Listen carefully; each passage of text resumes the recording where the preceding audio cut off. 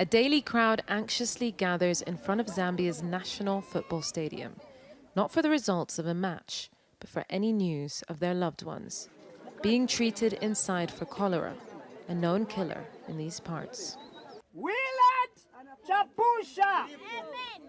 For some, there's the relief of an update.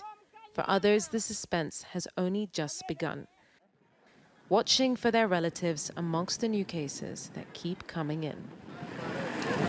Another new patient has just arrived. They keep rolling in.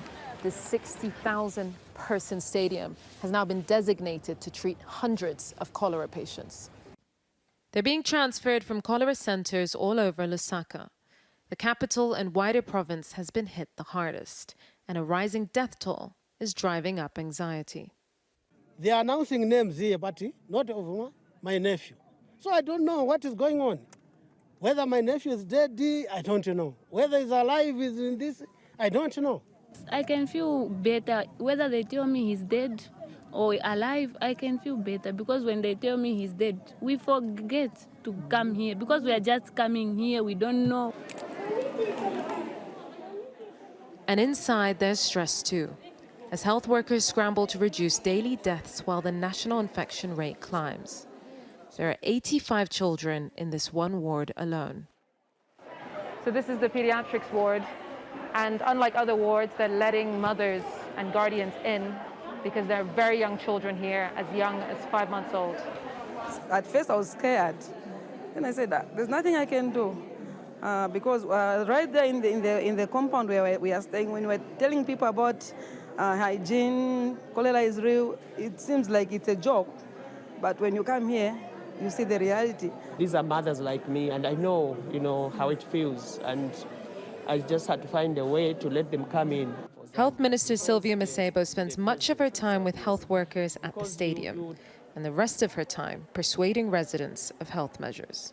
What do you tell them about funerals and burials? I've told them that they cannot participate in burying, and I've also told them that they cannot have funerals at their homes by bringing people. I've also told the general public not to attend funerals anymore, to avoid those funerals, especially if somebody has died from cholera, because they are risking their life.